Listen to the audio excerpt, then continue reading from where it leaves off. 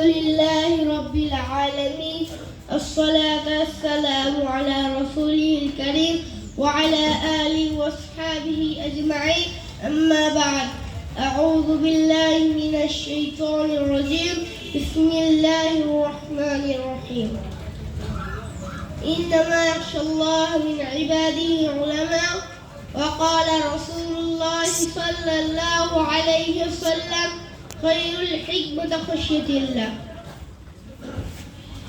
মুহতারাম সম্মানীয় উপস্থিতি, আজ এই বিশেষ দিনের শুভ লগ্নে আপনাদের সামনে দাঁড়িয়ে আমি রাকিবুল হাসান খান আল্লাহকে ভয় করার বিষয়ে অল্প কিছু কথা বলবো ইনশাআল্লাহ।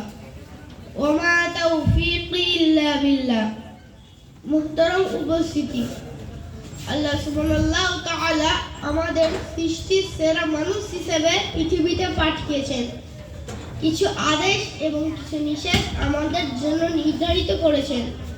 সেগুলো যদি আমরা মেনে চলতে পারি তাহলে আল্লাহ সুবহানাহু ওয়া তাআলা আমাদের দুনিয়া এবং আখিরাতে পুরস্কৃত করবেন।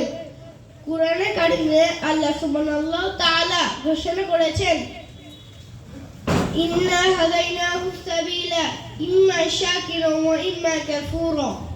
হে মানব জাতি, আমি তোমাদেরকে সহজ সরল পরিষ্কার পরিচ্ছন্ন এবং দ্বিধাহীন সোজা রাস্তা দেখিয়ে দিয়েছি। তোমরা ইচ্ছা করলে সেই রাস্তায় আমার নির্দেশনা মেনে জীবন অতিবাহিত করে আমার প্রশংসা অর্জন করতে পারো, অথবা পৃথিবীতে থেকে আমার নির্দেশনা উল্লঙ্ঘন করে ইচ্ছা মতো জীবন যাপন করে আমার বিরাগ ভাজন হয়ে আমার অকৃতজ্ঞ হয়ে পৃথিবী ছাড়তে পারো। হে মানব জাতি, এসব কিছু আমি তোমাদের ইচ্ছার উপর ছেড়ে দিয়েছি। মুহতারাম উপস্থিতি, এখন আমাদেরকেই চিন্তা করতে হবে আমরা কোনটা বেছে নেব। মুহতারাম দোস্ত, যাই হোক, যে বিষয় নিয়ে আমি আপনাদের সামনে দাঁড়িয়ে আছি সেটি হলো আন্তরিকতা এবং আল্লাহর ভয় বা আল্লাহকে ভয় করা। আমি প্রথমে একটি আয়াত পড়েছি যার অর্থ হলো একমাত্র ওলামা সম্প্রদায় আল্লাহকে ভয় করার মতো ভয় করে থাকে। সম্মানীয় শ্রোতামণ্ডলী, প্রত্যেক আমলের শুরুতে আমাদের ভাবতে হবে যে আমরা যদি আমল করি না কেন, তার মধ্যে যদি আল্লাহর ভয় না থাকে তাহলে এসব কিছু বৃথা হবে। সুতরাং আমরা যখন কোনো সৎ কর্ম বা আমল করব, সেই কাজ আল্লাহকে রাজি বা খুশি করার উদ্দেশ্যেই করব। হুকুম বা নির্দেশ, এর ক্ষেত্রে আমরা তার নির্দেশ দেখব, আর কিভাবে আমল করব সেটার পদ্ধতিকে অনুসরণ করব। যদি আল্লাহর নির্দেশ না থাকে তাহলে আমরা সেই কাজ করব না। সর্বোপরি আল্লাহর নির্দেশ এবং মুসলিম পদ্ধতি ছাড়া একজন মুসলমানের কোনো কাজ গ্রহণীয় হবে না। মুহতারাম দোস্ত, হাদিস শরীফে পরিষ্কার বর্ণিত, মান আহাব্বা লিল্লাহ ওয়া আবগাদা লিল্লাহ ওয়া আতা লিল্লাহ ওয়া মানিয়া লিল্লাহি ফাকাদ ইসতাকমালাল ঈমান। রাসূলুল্লাহ ঘোষণা করেছেন, তুমি যদি কাউকে ভালোবাসতে চাও তাহলে সেটা একমাত্র আল্লাহর জন্য হতে হবে। তুমি যদি কাউকে ঘৃণা বা শত্রুতা করতে চাও তাহলে সেটা একমাত্র আল্লাহর জন্য হতে হবে। এবং তুমি যদি কাউকে কিছু প্রদান করতে চাও তাহলে সেটা একমাত্র আল্লাহর নির্দেশ মতো, এবং তুমি যদি কাউকে কিছু প্রদান থেকে বিরত থাকো তাহলে সেটা একমাত্র আল্লাহর নির্দেশ মতো হতে হবে। আর এসব কিছুই হবে মুহাম্মদ সাল্লাল্লাহু আলাইহি ওয়াসাল্লামের জীবন আদর্শ অনুযায়ী। তবে আমরা প্রকৃত মুমিন হতে পারবো।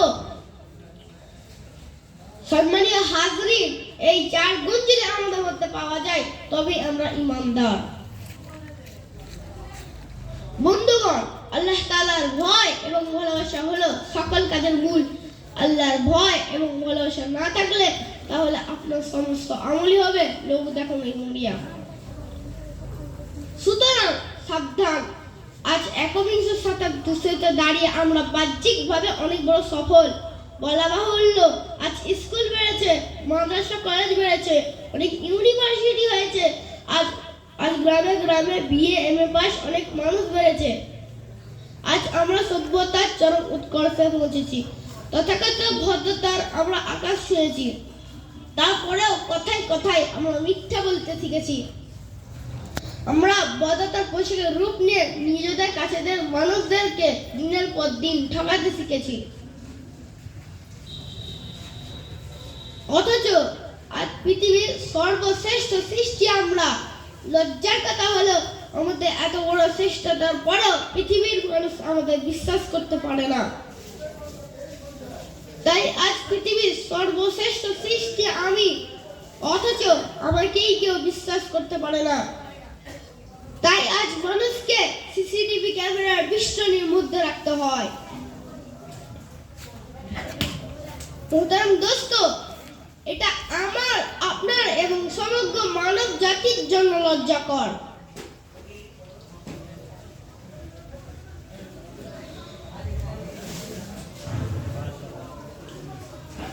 মাশাআল্লাহ, আলহামদুলিল্লাহ। রাকিবুল হাসান খান প্রতিযোগী হিসাবে আমাদের সামনে খুব ভালো বলেছে। এরপরেই আমরা